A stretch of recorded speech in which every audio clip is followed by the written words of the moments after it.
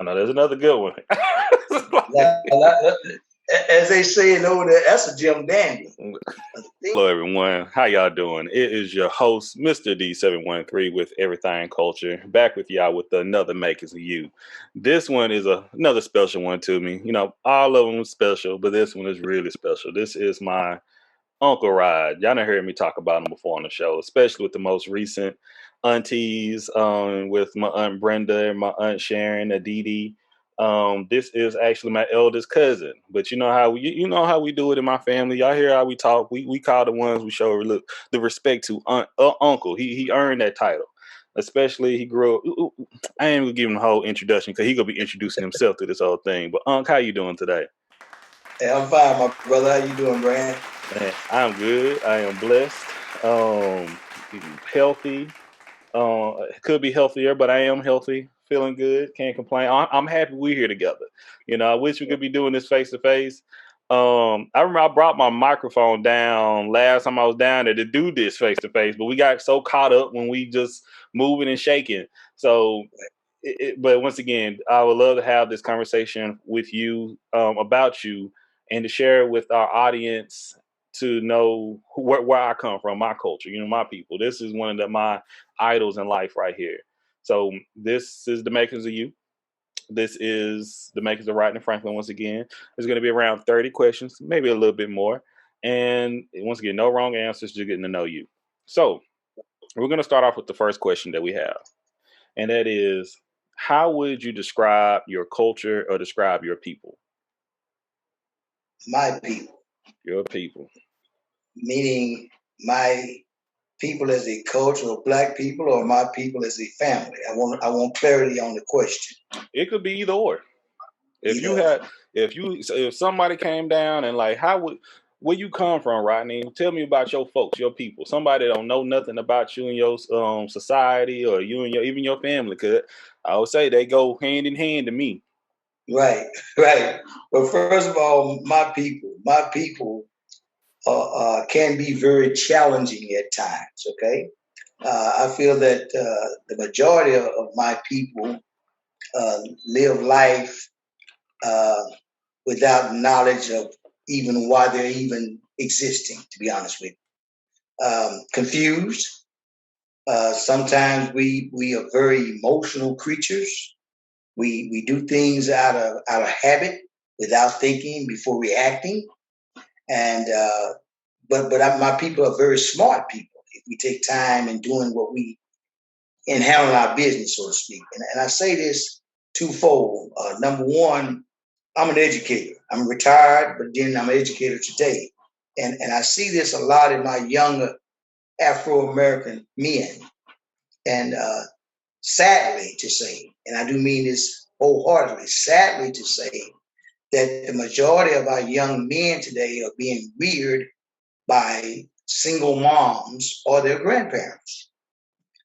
Unfortunately, I don't concur with that, but things sometimes are out of our control, and it's just the way the hand that has been dealt to us. Our Afro-American women, single women, who raise Afro-American young men, and nothing negative against our women, but they need help in doing so. They spoil these young boys to death. They don't discipline them accordingly, and they grow up to not only be no good to themselves, but to be no good to society.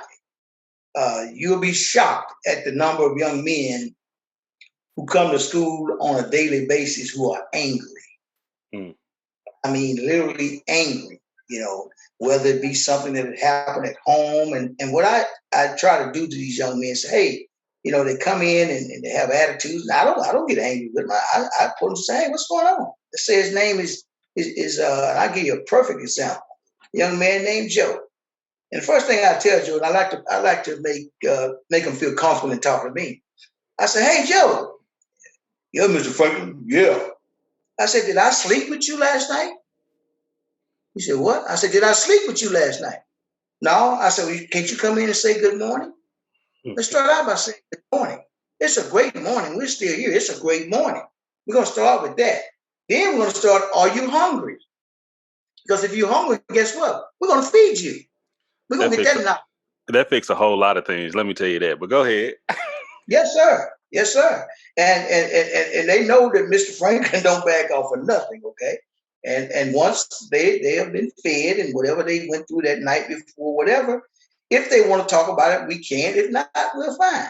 I said, but one thing you can assure Mr. Franklin, I'm not going to stir you wrong. I love you, but one thing you're going to do, you're going to respect Mr. Franklin. So if you don't want to learn, that's on you, Joe. But guess what? You're not going to stop anybody else from learning in this classroom. Do we understand each other? Now, they ain't always willing to accept what I just said. But guess what? They respect what I said, even at a young age. It may take them 5 or 10 minutes, but after a while, they sit there. And it begins to go in their mind, and you'll be surprised at the reaction and the class involvement that I get from them that normal teachers don't get from them. No, I believe able to open up their mouths because you asked them about them. You started off building that relationship with them, and you showing that you care about their feelings. Because I'm telling you, that question asking if they hungry and basically saying I'm willing to feed you if that's the case. That's my problem 90% of the time. I probably just need to eat. So I absolutely understand, because a lot of these kids coming to high school are hungry. They are not being fed. You don't know what that house is like, but you're showing that you care. And I know you got so many more stories to share about that. But we go to our second question here, and that is, how would you describe yourself? Well, I describe myself as straightforward. Number one, what you see is what you get. There's no sugarcoating. I'm not apologetic unless I'm just brutally dead wrong, which I very seldom find myself brutally dead wrong. I can be wrong, but I said brutally dead wrong. Some people can't admit when they're wrong. Well, I hear you loud and clear. But okay, but that's how I am, and I think I could be probably classified as a caring, loving, giving person. I very seldom think of myself first in any situation. I'm always looking to see what I can do to help enhance the lives of others, help encourage others, and put myself on the back burner probably often too much, okay? Because I'm usually criticized that I don't take enough time for me or do things for myself. I'm always trying to help someone else. That's just my nature. Yeah. And I think that I'm a hard worker. Mm-hmm. Sometimes I'm considered a workaholic. Okay, I'm 64 years old and I'm retired and haven't stopped yet. Okay. I retired from one job. I referee. I teach school as a substitute teacher, and I'm still involved in education and still making a difference in people's lives. And had an instance this last week where one of the teachers came up to me and said, "Mr. Franklin, I don't know what I'd do if you wasn't here. I don't know what I'd do." I said, "Well, I'm here because a lot of people that don't look like us don't know how to educate our kids. They do not know how to educate our kids. And our kids are so smart that they bombard these people and they play this race card on them. And I dare them to try to play that card on me. I mean, I sit up in class and say, I dare you. We'll get mom on the phone. We'll get daddy on the phone. We'll get Nana, Paw, whoever your guardian is, and we'll talk face to face. We're going to get this straight because it's all about you. Mr. Franklin loves and wants you to be educated. So you got to let these kids know you're not intimidated, number one, too. That you love them, but yet sometimes it takes tough love. Man. And you touched on it several times so far with the previous two questions. But the next one is, what do you identify as? And that meaning, like, when you have to check off a box, Rodney Franklin is what? Well, that could be that's a good question, because thank you. In order to answer that question, you got to know Rodney Franklin, unfortunately. This is the makers of Rodney Franklin. Rodney Franklin is Rodney Franklin. Okay, now I know that's not getting into the specifics, but that is the first thing I would say. Rodney Franklin is Rodney Franklin. You won't see this type of Rodney Franklin one day, that type of Rodney Franklin. You're going to see that same old guy. And I tell them like this, Brandon. I tell my students, they come in there and they don't want to speak. And sometimes I've been in classroom where the whole class act like they have an attitude, and I need an icebreaker. And I say, well, I'm the same Mr. Franklin y'all know, the same old ugly Mr. Franklin. And they start laughing. And they started, I said, what y'all laughing at? I said, y'all must have looked in the mirror this morning. And boy, that broke it right there. So I'm saying, I'm not the only person in this room ugly. Y'all must didn't look in the mirror this morning. That broke the ice, the whole class. You'd be surprised what a wonderful day we have from that point on. Let me tell you something. Like, it's something that you're saying in your personality that's just already showing. But once again, for the people that don't know you, even though once again, I know you, and I'm trying. This is something I'm sharing you with the world, and you're sharing yourself with the world as well. But that this caring personality that you have, and we gonna get into it more. We gonna get into it more, Right. because I'm looking. You mentioned earlier when you talk about your culture is Afro or Black or African American, things of that nature, and as a male, and these things I'm looking at. So you and we're gonna talk about it more. I ain't gonna skip ahead. I'm pull back. So I was like with the Zodiac and things. Do you know what is your sign? What is your Zodiac sign, if you mind sharing? I'm a Pisces. I am a Pisces. Okay. March. Around spring break. March the 20th. March the 20th. The last day. Okay. Oh. The next day would be Aries. Oh, so you know a little bit more. I'm still learning it. I got this part that I know is big, and a lot of people want to know. Sometimes people look at that in personality and traits and what it represents. But hey, it's just a little something for everybody. Our next question, a little bit deeper. How would you define your childhood and your upbringing? Wow.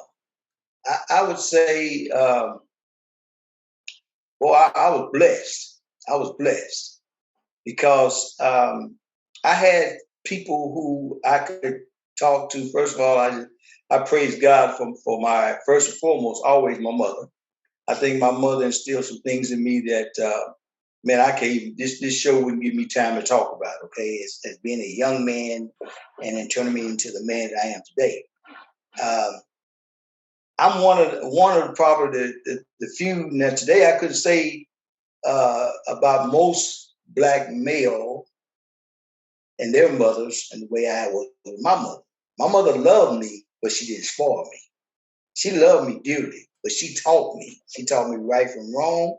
She taught me responsibilities at a young age, and I cherish that to the day the good Lord calls me home. Secondly, speaking of my childhood and upbringing, my grandparents.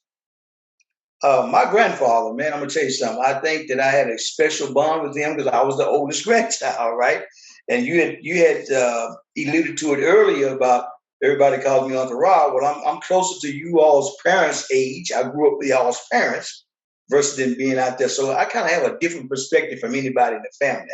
I kind of was like in between. I could be the brother or I could be the nephew, just depending on how you want to look at it. So I had an opportunity of being raised with them, and a lot of times I spent a lot of time with my grandfather, who really instilled working hard in me. Working, a good day's work for a fair day's work for a fair day's pay. We get up early in the morning. I go to work with him. We come home and eat, and he paid me. He taught me how to save at a young age, and I think one of the things that I got from him is just being outspoken and brutally honest. J.D. Johnson didn't care whose feelings he hurt. If he had something to say, he's going to say it. Now, I'm the same way, but it took me a while to get that way because I usually like to say, let everybody else sit back and observe. And you find out a lot of things about people by listening a lot, not talking, but listen. If you listen a lot, you can size a person up pretty easy real quick, okay? Because a lot of times it's the things that they don't say versus the things that they say, okay? So that's wisdom. That comes with wisdom and time and all this sort of that. Then to my grandmother, I never will forget, amazing woman. I mean, a highly religious woman, man. You get churched out with grandma, okay? You church to Monday, Tuesday, Wednesday, Thursday, don't matter, revival, but you're going to go and you're going to act like you're happy to go, okay? You don't want to face the consequences. And let me share a short story with you. And I think we've all been down this road. Like I said, Rodney Franklin is not perfect. I remember one time my grandmother took me to the store. It was TGNY. Okay, they're Untitled. And I think I may have been about 7, 8 years old. What did And I stole TGNY something. stand? Hold on, I repeat have that. no idea what it stood for. But All I repeat know is that. I can remember TGNY. And I stole something out of TGNY, okay? And I got home and got to pull it out of my pocket, got to play with it. Grandma said, where'd you get that from? And you know, she put that look on me. You couldn't lie. I said, from a store, where'd you get the money at? I didn't have none, I stole it. And she gripped them two boys really quick there. Come on, get on that stuff. Get ready. We going back up there and talk to that manager because she knew the manager. She made me take that stuff back and apologize. And Brandon, to this day, I have never stolen again in my life. You hear me? Never thought about stealing nothing in my life. She taught me a valuable lesson. So, you know, it's little things like that at the age of 7 that you can take with you the rest of your life. Things that happen to you as a young boy. Memories. Everybody got it. Everybody has those memories. Absolutely. That you would value. At the time, I didn't realize. Too young to realize how valuable lesson it was that my grandmother taught me. So, you know, it's just it was good growing up. You know, we was in Tyler, and then we moved to Fort Worth. I was in the 3rd grade. We moved to Fort Worth on the south side of Fort Worth, Texas. 1736 East Colvin. Remember it like it was yesterday. Yes, sir. Right there in Carl Park. Okay. Went to Morningside Elementary. Then later went to Carter Park Elementary, which is still Fort Worth, and to Rosemont, and then graduated from O.D. Wild High School here in Fort Worth. But I had good experiences. I was able to go to from being an all-black education to going to school with people other than what I looked like. Okay, we integrated, and again, I learned lessons there too. All kinds of lessons. I mean, I learned about politics. I learned about, you know, you don't always, life isn't fair. You know, I never forget my senior year. I ran for vice president of the senior class, and I lost. And it was like, you know, in the initial poll of people, it was 5 of us. I was the only black, 4 whites. Well, those 4 whites vote had to split. I got all the black votes plus a lot of white votes because I was pretty popular. But I had to have a runoff. And the principal couldn't tell me why I had to have a runoff. He said, well, the margin just wasn't big enough. I said, well, what was the margin? He couldn't answer me. Well, unfortunately, the runoff was between me and a gentleman by the name of Terry Conkle. Never forget it. But guess what? His mother was president of the PTA. So what chance do I have? Okay, what chance do I have? Just 2 candidates, he and I, and his mom is president of the PTA. So I just told my principal, I said, you know what, man? Don't even worry about it. It don't mean that much to me. You just go and give it to him. Well, no, Rodney, don't feel like that. I said, I already know what's going on. But things like that, you have to learn how to deal with that and keep moving. Take that as a positive in your life, okay, as a strategy, and realize that that's not going to be the last time something like that will happen to you, especially being a young Afro-American. Well, once again, y'all, this makes it. You know how I do it. I'm gonna interrupt a couple times. You know, share a little of my experience, and every time I'm saying I'm doing this with especially my family members, I love it because I see the pattern that we have in life and stories that I didn't know about. And once again, stuff might get a little emotional here because we expressing ourselves and we hearing about everything. But you know, the same thing happened to me in high school. The same exact thing. I never knew that happened to you. And this was for a class president freshman year. And nope. And the thing, I won. Nobody ran for it. I'm the only one went for it during selection. By meetings, I was the only one for. I was the only one interested. I won. The adults felt like, well, no, let's extend it and let's try to get some more people in. I'm like, no, I followed the rules. I did what I was supposed to do. And with me, they wanted a popularity contest. I didn't go streamline from. I went to John Tyler, what is Tyler High now, you know, again. But I went to Hubbard and I went to Rice. I didn't go to Bolter or Moore or Dogan. So nobody knew me. So it was an automatic loss for me when they actually had more people. But I was like, but technically I won, you know. But I'm like, I see how things go. Politics, corruption. I wouldn't say more than anything else because that's. But you saying that, I wouldn't. Y'all would listen. I said, man, that's the exact thing. It was just like, and they teach you this at a young age, and you learn from adults. You learn from adults. Put that on. Yes, Woo. sir. Okay. Yes, sir. It was heavy, and the sad thing about it, Brandon, in your case, you ran by yourself. You were the only candidate. In my case, they had stipulation that you had qualifiers that you had to meet certain criteria to even run. Well, one of the criteria that you had to meet was that you had to have a B average or above. They didn't think any Afro-Americans at my school at that time could even qualify for that. Okay. So when that showed up, and plus I was an athlete, very popular, man, they didn't do all their checks and balances before they put that criteria out there. So one thing they could come up with was a runoff. And you got to realize, only 30% was black at my high school at the time. 30% black, OD white at the time in 1975. So with all that said, I had to pull some votes to even be in a run. I won, like you said, even though I wasn't on the candidate, I won. To be in a runoff with 4 whites and 1 black, you pulled all your votes plus some of the white votes, and those other votes had to be split 4 ways. I won. But they roll into life how the system works sometimes, many of the time. But thank you for sharing. So, go on to our next question. What were the roles of your parents when you were coming up?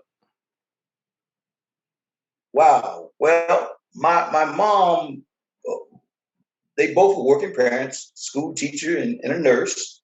Because dad, school teacher, mom, nurse. Because dad also had a auto body shop, so he was very seldom around. I mean, teaching school all day, and then at night he'd go down to that body shop and work till 10:30, 11 o'clock at night, get home 11:30 midnight, back up the next day going to school. Mom was a nurse. She worked 7 to 3. And when she came home, she was tired, but she was the one that mainly supported me in my sporting events and everything else. Like I say, even though she had a full-time job too, but she always took time to support me in my endeavors there. So, of course, mom was pretty much everything. Myself and Patrick had a younger brother, Patrick. That was my next question. Did you have any siblings? Right. And just the 2 of us. And in my case, again, I praise God for this. My mom and dad didn't have to worry about no disciplinary problem with me. But Patrick, another story. Another story. Another story. Okay, trust me. So I can say that my upbringing there was great. That my mom, you asked me about the roles of both of them. Dad only came in emergency clauses only. That usually was with Patrick. And had to tighten him up because Patrick had to go to private school and all that. Well, I was able to continue in the public school sector. But that's at a young age. Patrick went to Catholic school. And then once I believe he got in about the 4th or 5th grade, I believe, when he started going to public school. So he needed those sisters and everybody to tighten him up his first 2 or 3 years. To a little bit more kind of structure. Get him stirred. Yes, sir. A lot of structure. Because one thing Patrick at that age, I never will forget, he had a problem with the truth. He had a problem telling the truth. So, and he had asthma real bad. So anytime it was time to do the chores or cut the yard work, he came up with a horrible asthma attack. Okay, so a lot of that fell on my shoulders, and I think again, these are things that you said make us a Rodney Franklin. I grew up real fast and quick and learned, and I never shied away from work because I had to do it. It was my responsibility. So being the oldest sibling, the eldest of course, your eldest being the eldest grandson. So yeah, a lot of probably responsibility fell on your shoulders. And thank you for bearing all that as well throughout these years. So where do you consider home? Well, I consider home Fort Worth, Texas. And I'll tell you why. Even though I was born in Tyler, Texas. Okay, I was born March the 20th, 1957, Medical Center Hospital, Tyler, Texas. And I went to school in Tyler from pre-K through the 2nd grade, we moved from Tyler to Fort Worth in third grade. So the majority of my life, from third grade up until this day, has been Fort Worth. So, I mean, even though Tyler is my home by birth, but I consider Fort Worth, Texas, my home. I have all my experiences in Fort Worth, from the educational field, from the working field, from most of my friends and colleagues and everything. So basically, that's pretty much I consider Fort Worth home. So you've been in Fort Worth longer than anybody else in the family. Yes, sir. Oh, this is my first time recognizing that. Okay, like Dee Dee didn't move to Fort Worth until she was in her 20s, right? Right. I was there before Dee Dee. I say I've been around a while. Fort Worth is, we used to visit all those people in Tyler. When we go to Tyler for the summer and on the weekends, I'd visit Dee Dee down there. I remember visiting Dee Dee and going swimming with Dee Dee when she was pregnant with Ava. This is the first time this clicked to me that you are the really the implant. You are the one that's holding it down, like the the main one. Okay. Growing up, you already said you had some, but would you mind sharing some of the chores you had when you were coming up? Oh man, shoot, what chores didn't I have? I mean, you saw my mama had. I was boy, girl, and everything. I mean, I ain't ran from no dishwashing. I ain't ran from no vacuuming the floor. I ain't ran from taking out trash, cutting the yard, washing cars. If it needed to be done around the house, I did it because I had working parents. So everything fell on me. And when it was time for my sibling to help me, he had frequent asthma attacks, especially when it came to yard work. Patrick was not going to do any yard work. And the thing about it, he would do that, he'd turn the corner, he would smile at me. He smiled at me, and I'd be wanting to tear him up. I'm going to get him. And knew darn well wasn't nothing wrong with him, okay? Wasn't nothing wrong with him. I mean, he started faking his breathing, short of breath and everything. And there were times he did have legitimate asthma because he used to have to get injections for his asthma. But I would say about 45% of the time, he was shaking and faking. Wasn't nothing wrong with it. He just didn't want to do it. Was it Colin Wolf? Oh my gosh. So in this transition to the next one, now we know what happened I know what may happen if you didn't do your chores, but everybody else don't know, and I think people to share. How were you disciplined growing up? Well, I was disciplined. I think I may have gotten 2 or 3 whoopers in my whole time, but most of the time what got me was taking away privileges. No football, no basketball. See, that was my life. Sports was my life. All you gotta do is say, I can't go to practice, I'm not gonna be able to play. Baby, look, I clean up any and everything. It don't matter. Okay, it's done, and it was done with the quickness. It was done with the quickness because I wasn't trying to miss nothing.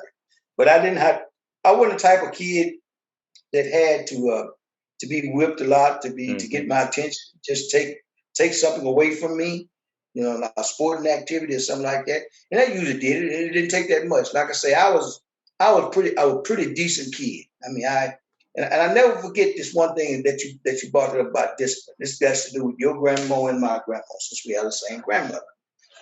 I cannot remember what year this was, but grandma was up in age. And I think I may have been I'm 64 now. I may have been in my 30s, maybe early 40s. I don't want to get the years mixed up, but my grandmother came to me one time and she said, son, let me tell you something.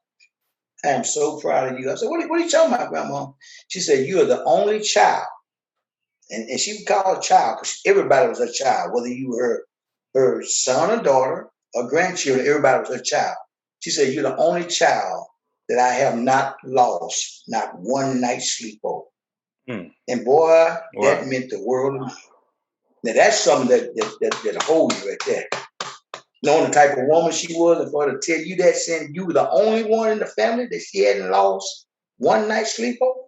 And she knew some of everybody's business because she was the matriarch. She was the woman. She was it. And for her to tell me that, Brandon, I know you're the only somebody to this day that knows that. You are the only somebody that knows that. Well, they all go hear it later. They're going to hear it later. They're going to hear it later. But thank you for And they sharing don't with know me on here. why that's the makers of Rodney Franklin. Okay, they And probably that's why he acts like this sometimes. trust me, and I had that type of conversation on Pinky, and that's what like my wife knows. But I'm like, man, the and we'll talk more about it more. But we've had strong men, but we had a lot of strong women in our family too. And when I tell you, it's like we start with her. That's what I would say. In my perception, my perspective, Right. I would say. Um, um, Wow. so you expressed earlier a little bit, but go back to it. What were and what are your beliefs? Well, I firmly believe in number one. I would like to. I ain't gonna say I would like to say I am. I know I am. I know I'm a Christian man. Okay. I care about people, not just my people, but I care about people as a whole. I care about what happens to people. I'm a firm believer that if you do the right thing with people, the right things will come to you. I also believe the opposite. If you don't do right by people, eventually, you're gonna have to pay the piper. I ain't gonna say which way you're gonna pay him, but you're gonna pay because certain things get blocked from you. And you wonder why your prayers are not answered. You wonder why you're going against certain challenges. Sometimes we as individuals have to take an inventory of ourselves. Once we take an inventory of ourselves and be real with ourselves, then we'll have a better understanding of ourselves. And I think, and that's what I mentioned earlier in the podcast, that sometimes we do things without thinking. We don't think about the decisions we make, how that's going to affect somebody else, or how it could affect someone else. Greed is something else. There's a lot of greedy people in the world, and that's all they think of is themselves. Or there's a lot of people in this world that think about what can I get out of this? What's in it for me? I never looked at a situation like that. You know what? Because what's in it for me? I'm living today. What's in it for me? I got a house to live in. I got food in my pantry. Okay. I have a stable home. My children are blessed. They both are working. They don't cause me no headache. That's my blessing. That's my blessing. And I thank God for making me the man that I am because I can assure you, my children are a blessing in the skies. I have my daughters, man, I tell you, and by being girls, I thought they were going to be heavy in my pocketbook. No, sir. Independent. Independent. And that allows me freely to do some things that I want to do or to do more things for and with my grandkids. And, that's the way it should be. That's the way it should be. I saw a quote earlier, and I ain't gonna you may use this for your quote, but there's another question I have for you in a minute. But I saw a quote that it said, "As a parent, when you spoil your children, you're gonna have to raise your grandchildren. Mm. But if you raise your children, you get to spoil your grandchildren." That's something I like. Oh, I like that. I like, I like that. Yeah. And that's what I see. And I tell you what, Brandon, that's in my case, in my particular case, that's a true statement because I can spoil my grand and anybody. I mean, if you don't have to worry about it, and a lot of people like Natalie tell me all the time. Well, when I was growing up, because Kate, for instance, Kate came by today. All she knows she had to do is pick up that telephone. Okay, Paw. I need, and then she don't get everything she needs. I said, well, Katie, don't you think you have enough tennis shoes already? Well, but I like these. I said, no. Think about what Papa just asked you. Don't you have enough already? And what I'd rather do, rather than buying you another pair of these Jordans and all this money that they're making, I would rather give you some money and then you can go buy you some clothes or spend that money on something else other than tennis shoes. Okay. So I kind of broke about it. But they came by today. She got a little piece of change, but it wasn't no tennis shoes that she wanted. Okay. So I want her, she's getting to the age now, 14, to where she get out and do her own little shopping. And I ain't got to go buy nothing for her. I want her to be independent and get out there like that. So and she's they so had a girls' day out today, her and her mom. I love that. I love Yeah. that. And Natalie, Ken folk, when you listen to this, get ready. You up on the list too. Just let you know, like and man, and I pay attention to Kaden. Like once again, proud of her, proud of Natalie. You guys are great children. You got great grandchildren, and I love it. Like I love seeing it. Love being able to observe it and see it in a different light. Trust me, it is a great thing to see in my family. Oh man. Next question. If you could recommend a book, a movie, and a show, what would you recommend to people? So, wow. Brandon, you hit me with that one. It's going to cause me to have to do some thinking. We can come back to that one. We can come back to I may have to come back to that because I don't want to move it. I'm gonna come back. I want to have some serious, some more thoughts. No, hey, this is something that a lot of people thoughts. have to come back to. This is one of the newer questions. You know, it's fine. I'll just highlight it real quick. Boom. If you can call 3 people to speak with and have a conversation with, who would those 3 people be? If I could call 3 people to have a conversation with, any 3 people, from being people that's here, people that no longer here, people that's famous that you never met. What would be the 3 people that you would call and like, hey, you know, I want to have a conversation, you know, just for a conversation? okay, anybody. Good. Anybody. Well, one person I'd like to call is Barack Obama because I have so much respect for that man. What he had to endure 8 years as president of the United States during these times, that I would like to get some more insight on how he was able to still, you know, run this country and keep the haters off of him without losing his cool. He's one of the most calmest, coolest, educated, well-spoken individuals that I could ever think of. Man, I tell you, I just think it's just knowledge that he has.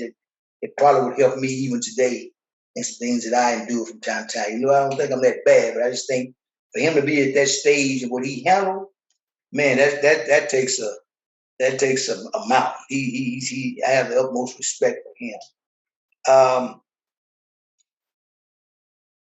Man, it's some people out there, man. It's some people out there. I think about Black pioneers, some of the first. I think about, and you know, I'm a sports fanatic. Mm-hmm. Never knew a man way before my time. But I think I would like to have a conversation with Jackie Robinson, the first Afro-American baseball player that broke the barrier. Yes. Blacks coming through. No, he went through some things. And not to down educate, because I'm a big educator, but I'm also a big sports guy. And I think that I probably would like to talk with Jesse Owens, Olympic star Jesse Owens. These 3 people that I named, and I noticed they all were males. Okay, they're all males, because I feel like men are put on this earth to be leaders, not only leaders in society, but leaders of their families. And I think that from Obama to Jackie Robinson to Jesse Owens, that I could gain some very useful insights on what they had to endure during their time. Because if you notice, 2 of them were older guys, much older guys, Owens and Robinson. And back then, it had to be a lot.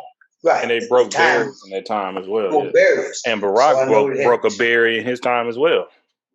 Yes, sir. Absolutely. So I think that would be some knowledge, man, that I probably think I was boss hog if I had a chance to talk to those guys, man. Man. All right. I love it. Trust me, and for the folks that's able to see us on YouTube now, if you look in the background, you see how much of a sports fanatic he is. So, but everybody listening, trust me, he's that guy. What was an impactful moment in your life? And when I say impactful, what was a moment in your life that you could never forget, that may have made a change for the better or for the worse, or just made a change in your life in total? What was an impactful moment in your life? Well, wow. I had a couple of them, but the most impactful moment, I guess, would be when I got a chance to visit Zimbabwe, Africa. I had a chance to visit Africa back in 2001. At the time, I didn't realize that I figured I'd never get back there, but at the time, I didn't realize what a blessing that was, because I was able to represent the city of Fort Worth and the Metropolitan YMCA as an ambassador. And I had a paid expense, fully paid, for 10 days. Not only I did not miss a paycheck at Bell Helicopter, and I was able to gain insights of my people, again, in depth of my people, and meet people, man, that I didn't never think that I would meet. And the ironic thing about that is, and probably the people that's listening to the podcast don't know if they know about Aunt Gwen or not, because she's gone on to be with the Lord. But Aunt Gwen broke down in tears and begged me not to go to Africa. And I'm like, girl, what is wrong with you? You crazy? She said, no, nephew, I just don't feel good about you going over there. Just baby, you can go anywhere but Africa. I said, no, baby, I ain't turning down Africa. I'm sorry. I got to go to Africa. And it later dawned on me why she didn't want me to go to Africa. I was in Africa during the time of 9/11. I remember that. That's what I say. You said 10 days. I remember I said you got extended a little bit, but I remember that. And I said to myself, Lord, you just never know, not saying, not superstitious or whatever, but she broke down. She and I had lunch before I went, 2 days before I went. We had lunch over here at Luby's off of 820. And she cried like a baby and begged me not to go. And I know that while I was over there doing 9/11, they said she's just about to have a fit over it. They think I was going to make it back. That's the reason why she didn't want me to go, da-da-da. But I tell you what, Brandon, from what I experienced during that trip, that was one of the best, if not the very best time I ever had. You call it a vacation, you call it a business trip, but to be able to see firsthand and witness some of the things that I saw, I was able to visit Victoria Falls, which is one of the 7 wonders of the world. And I'm like, man, would I have ever gotten a chance to do that anytime other than that? And that's why I took advantage of that time. And I took them up on that opportunity. And I went. And I don't regret it at all. Wow. That's been one of the goals of my life. After this pandemic, I've been talking to the wife saying, I want to go to Africa for a trip. I don't know. It's just in my spirit. I just want to do it. Tell you what. Hopefully it could be paid by someone else. Hey, I do want to go. Trust me, it is life changing. It is definitely life changing. I believe you, especially what's been going on recently. When I say recently, it's been going on, period, here. And I want to see what it is. I want to feel it more than anything else. I want to experience it. I want to absorb it. That's what I want to do. I can't tell you exactly why, but that's just why. But thank you. Okay. If you had a theme song, what would it be? Wow, theme song. I know there's another good one. As they say over there, that's a Jim Dandy. A theme song. That means that song has to mean something to me, something about me and my life. A theme song. And, I listen to music, I listen to songs, but I never really put it in perspective of being my theme song. But if you put a check by that one and me come back by that one, I appreciate that too. I'm not gonna say that I got you. All right, next one we got up. How do you define joy? Joy. Yes. Being loved and loving someone, being content with your situation, no matter how positive or negative it may seem to be. Being loving, knowing that you've done all you can do, given whatever you have been given, and just being content with it. Joy, a lot of times, is intangible. You ain't got to always touch and give, and it's an inner feeling to me. If you love your wife, you love Alton. I love my wife, love my children, my family. That's joy to me, knowing that my family is okay, knowing that everybody is doing the best that they can that they can do, and not trying to cause havoc among anything. Just being at peace with where you are in life. That's joy to me. Being content. Love that. Love that. What privileges do you benefit from?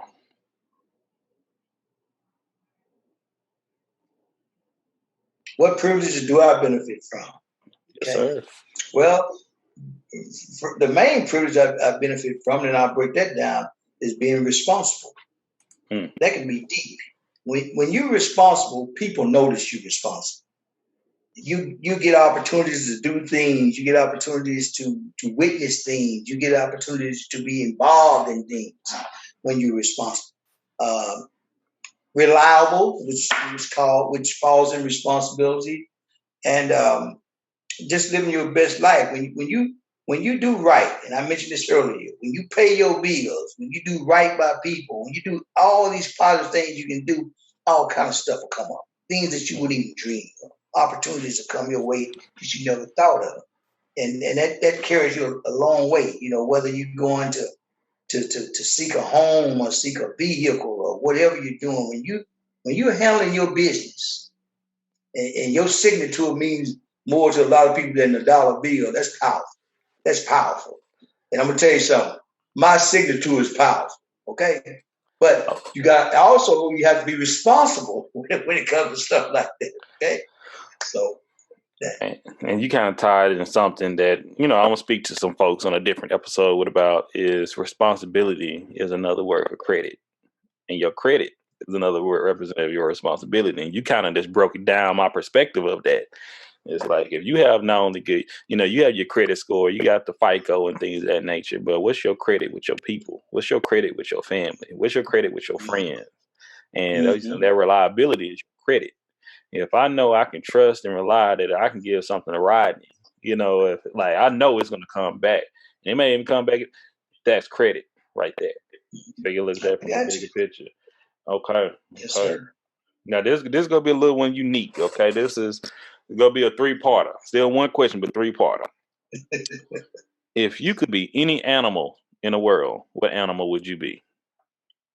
Animal in the world. Any animal. Probably a dove. A dove. Okay, I like that.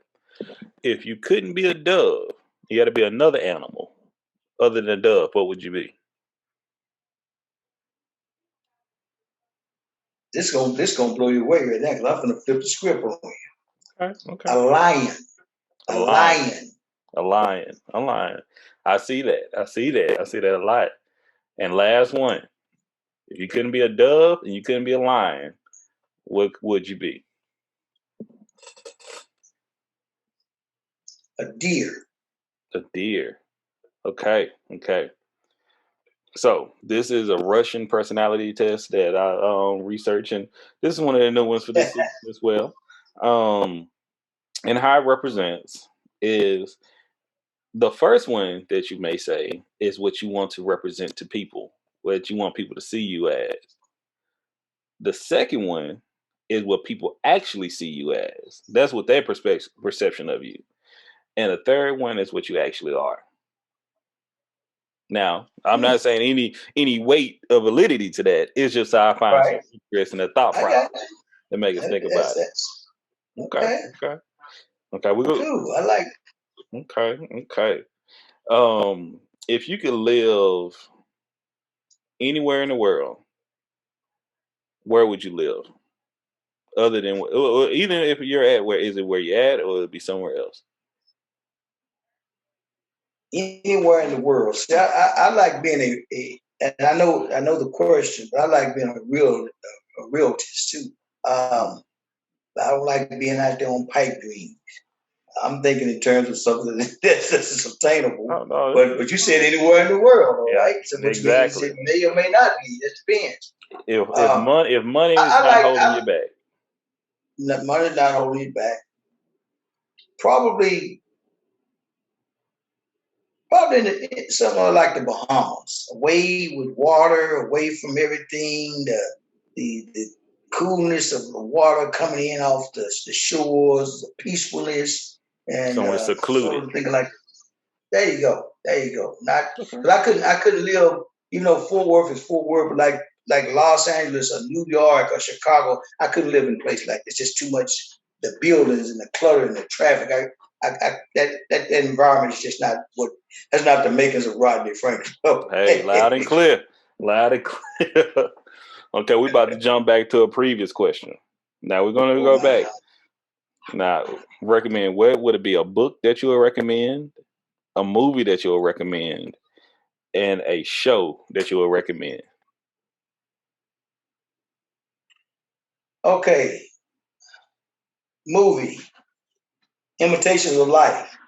Imitation of Life. What you know about? Okay, well, I'm asking what you know about old that. School. What? I'm old school.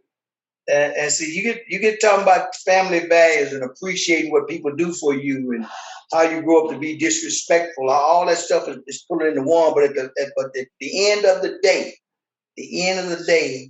that young lady knew who cut for her. At the end of the day, too late. Don't give them no spoilers. Don't give them no spoilers. Boy, that I watched that film for the first time about 3 years ago. Good experience, great experience. But and once again, when people see it as black and white, they might not want to watch it, but watch it. A lot of that stuff that happened in that film is still prevalent to this day. It's everlasting, I would say. So the movie would be Imitation of Life. Okay, that's a very good one. Okay, you got a show and a book. Show and a book. Let's see what the show next. The show, that means like a running TV show or something like that is the question, right? Like A series. Show, a series. Okay, series.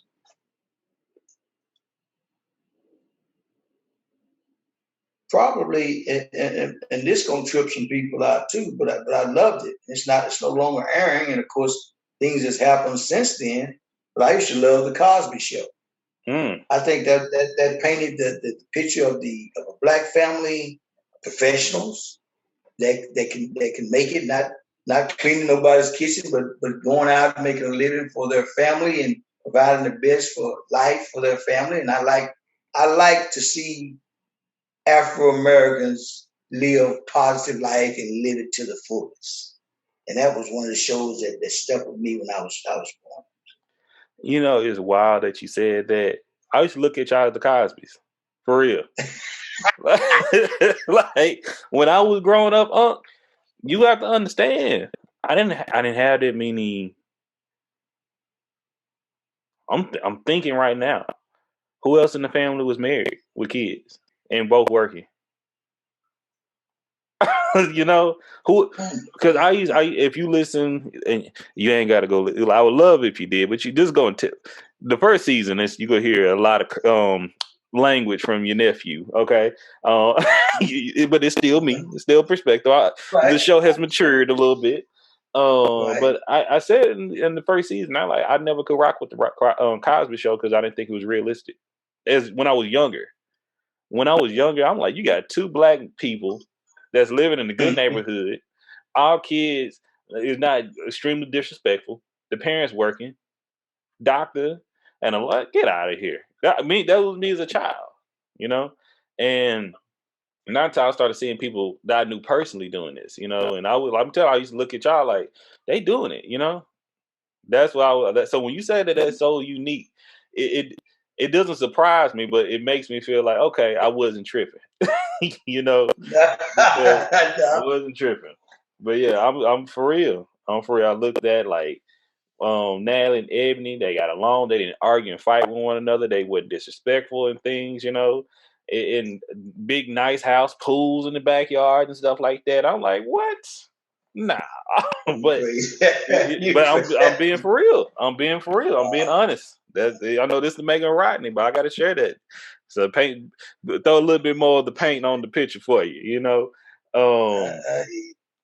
For real. So we got the Imitation of Life. We have the Cosby Show, and now what book you got for us? Well, the book gonna be tough because this book back here. Hold on, this back. Oh, he about to show it to us, y'all. What? Let me find my man. He pull out the receipts. He not only go No, tell I ain't us, he put go out no receipt. like he gonna show us. You know, he do better than just tell us about it. Okay, he go. Hey, This is I don't know if you can see it or not, pull it up for us. but it's called Fatherhood by Bill Cosby. Pull it up a little bit more. There you go. Go ahead, pull it. Keep pushing it up. Fatherhood by Bill Cosby. Got you. Got it. And any black man that don't think, and unfortunately, what's happening to him today, that's just a different ball game. But you ask just to make it a right.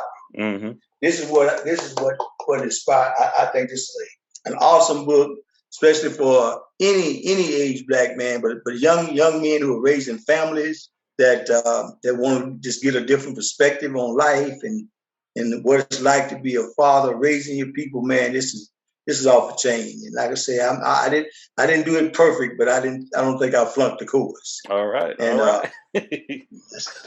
Okay. Fatherhood by Bill Cosby. Okay. All right. Our next question. What are you responsible for?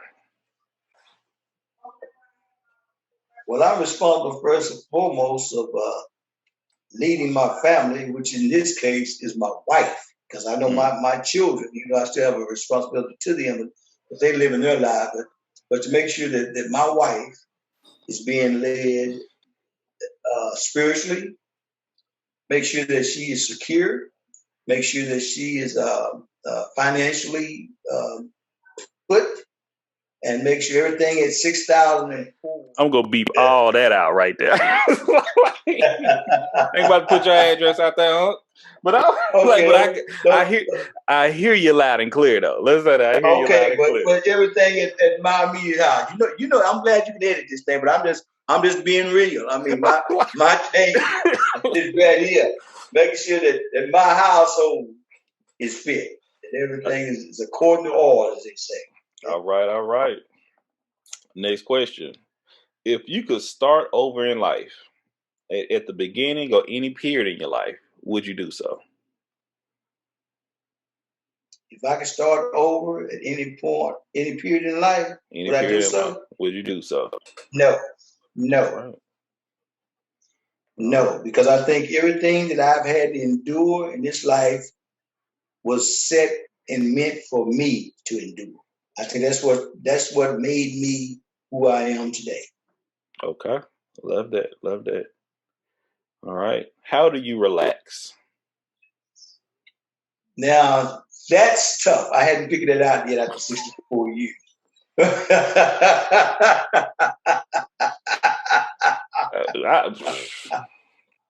feel you. I understand. I'm being for real. My wife told me as recent as last week, you just don't know how to relax, do you? Because even on my day off, I'm still looking to try to find something to do. And I just can't totally, and I'm being honest, I just can't totally, and God has blessed me with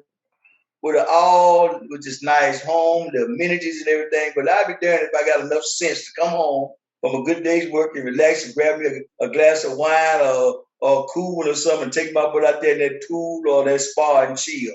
Now, you would think anybody else would have common sense to do that, right? Not Rodney Frank. I'm looking at, well, what else can I be doing today?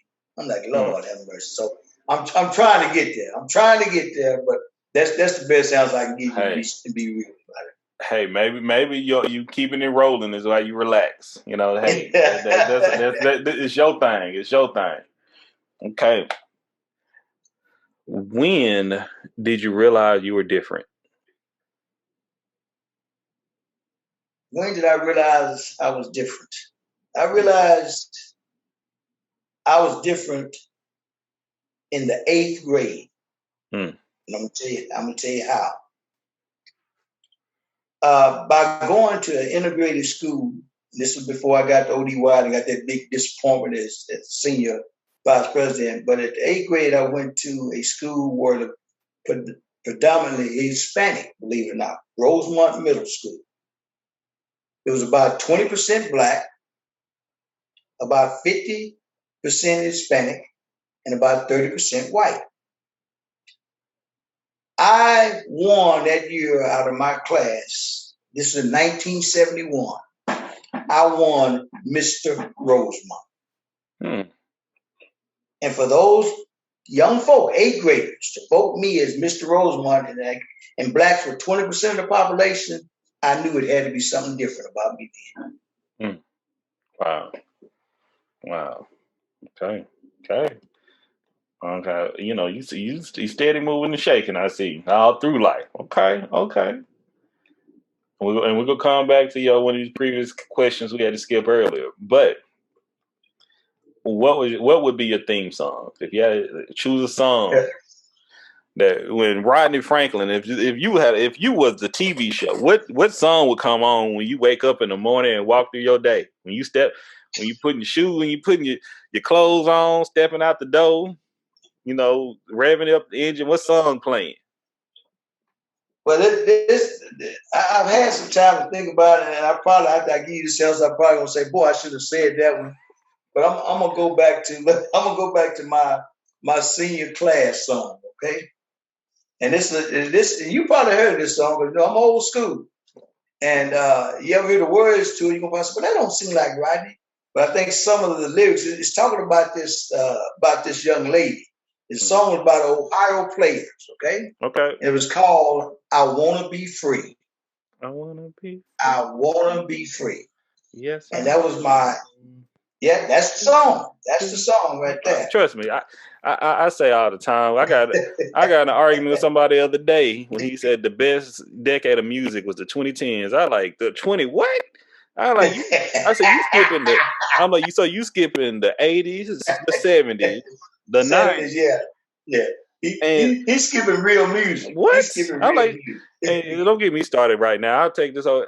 I would say I was arguing between the 70s and 80s for the era that I'll go for music, because I'm like I wasn't alive. I was born in the 80s, but something was happening then that it was something beautiful. Here was a lot of crazy stuff going on too. Yeah, it's crazy.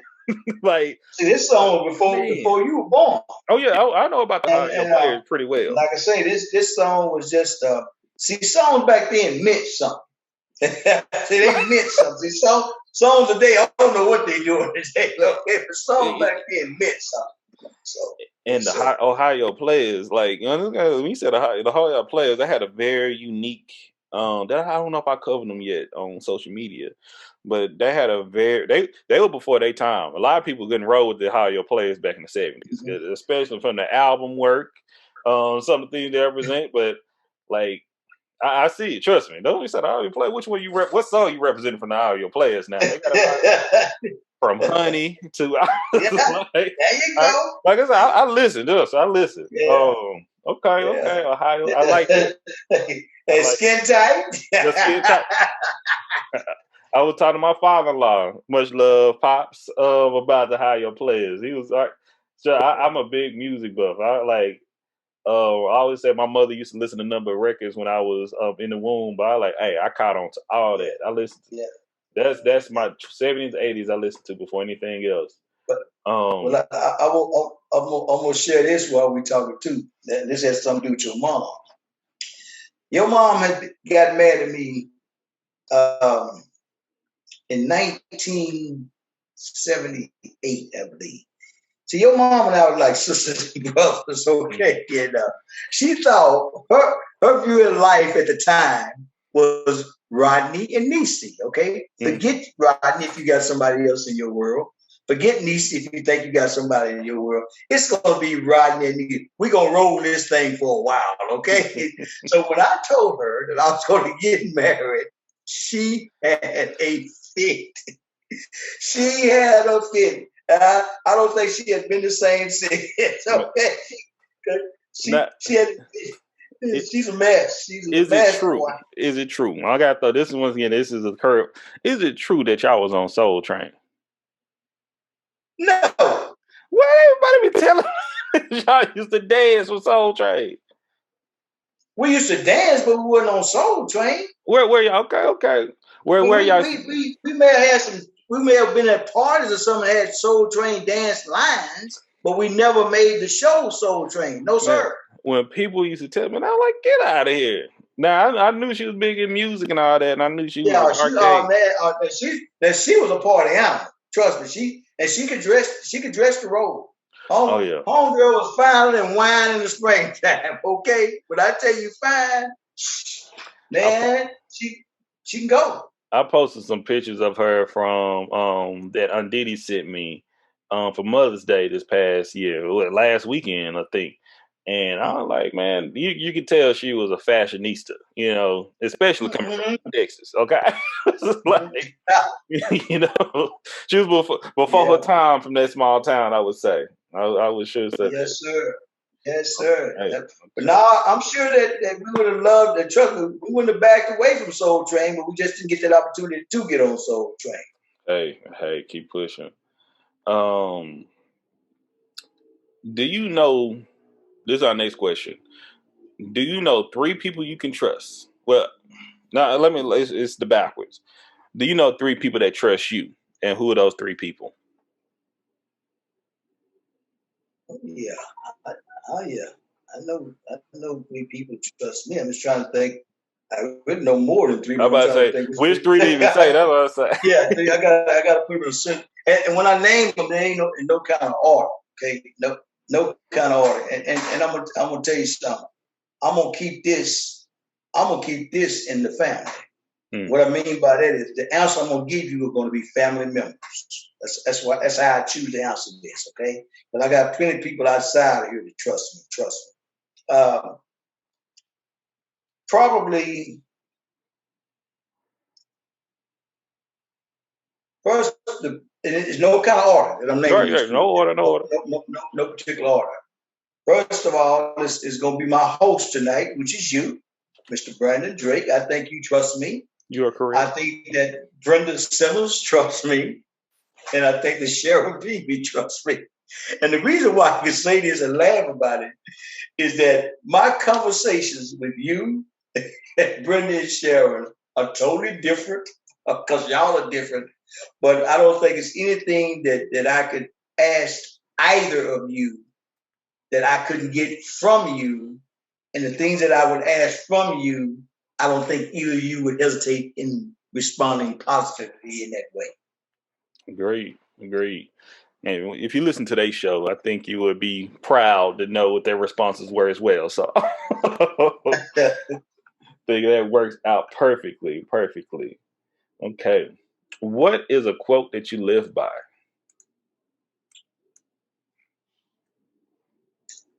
Easy quote. And it won't take me long to get it there.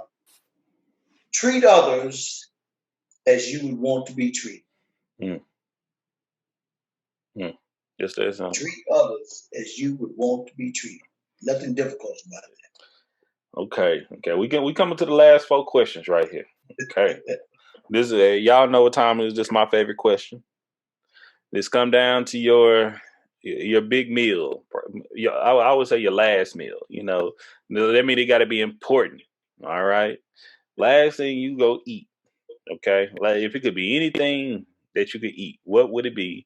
And not only that, what would it be? Who anybody could prepare for you? Who would prepare this meal for you? First of all, that's a very easy question for me. It's a very simple question, a very simple meal.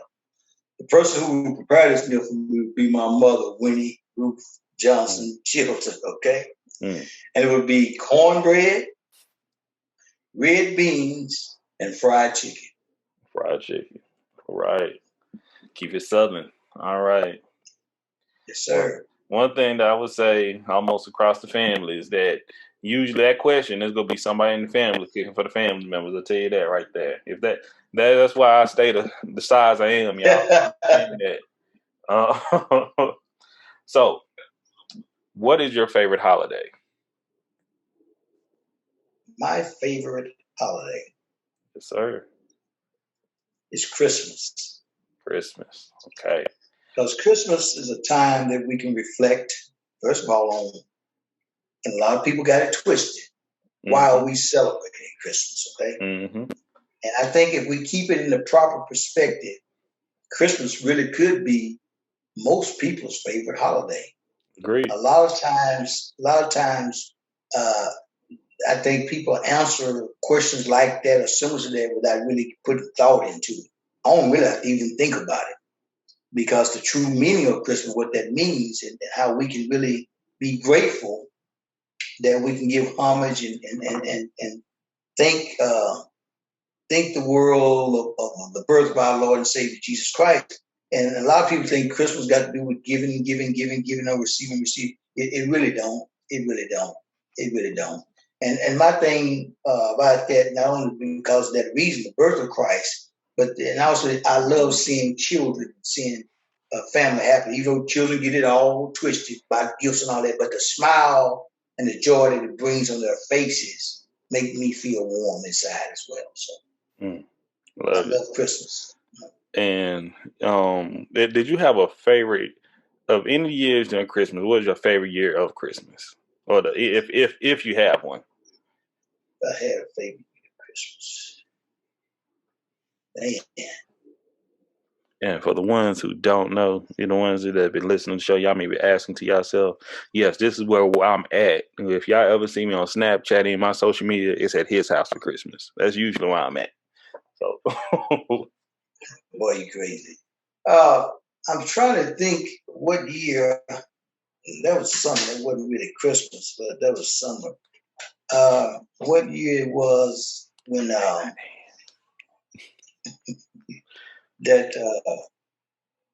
that was something that Mark. That wasn't Christmas. That was summer. He came home in the summertime. But he came home from the military. Yeah, that was a good time, boy. I was so glad to see that young man. That's another story for another time. But I'm trying to think of your question. Christmas, man. Ugh. There's been so many. Yeah. Oh, boy, granted, has it. Just the joy of seeing family come together, man. It's just a blessing within itself. But I tell you, it may not have been I can remember this. It's because of Natalie. Um, it must have been back, what 5 or 6 years ago. Natalie was engaged. Natalie got married on New Year's Eve.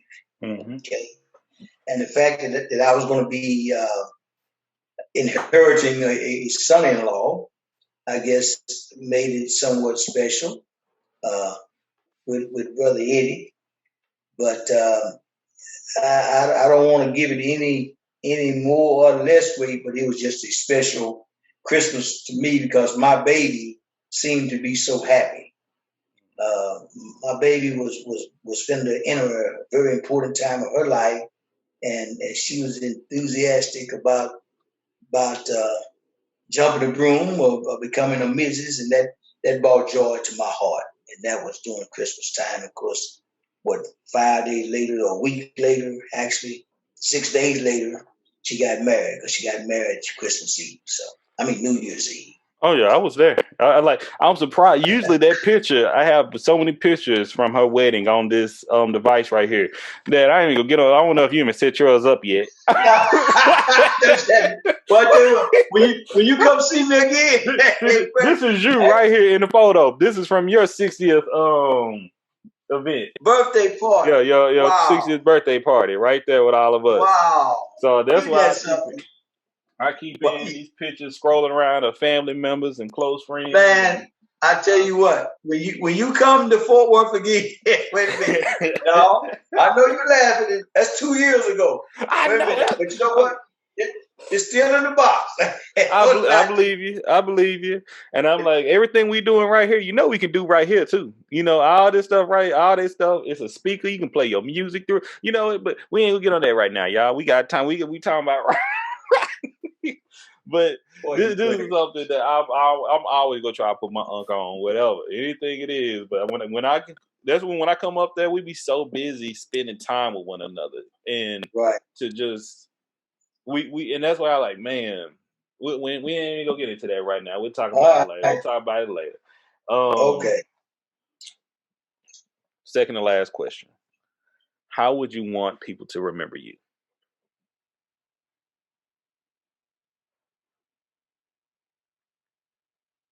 Um, I'm gonna use a different word. Now I've always told you I've described myself to you earlier in the podcast, but I just want them to know that I was a warrior. Mm. I was a warrior, and I think that word warrior can be broken down. I won't get into that, but just the fact that I gave everything my all in all. I was a warrior. I was in it to the end, whatever it is. I was in it to the end, and I fought for my family, fought for my grand. I'm just a warrior. I mean, Mm. I don't go away easy. I don't go away easy. All right. And last question. What changes you want to see in your culture and your people? Well, in my culture and my people, uh, I want them to, first of all, hopefully realize their purpose. Mm. Because I think if they realize their purpose, they can make whatever change is necessary to make them a better human being. And we all have our faults. But I think sometimes my people can be very selfish. My people make rash decisions without looking at the overall picture. And my people, you know, make decisions without thinking of the consequences that it may bear or cause others. Mm. They just think of themselves in it. Okay.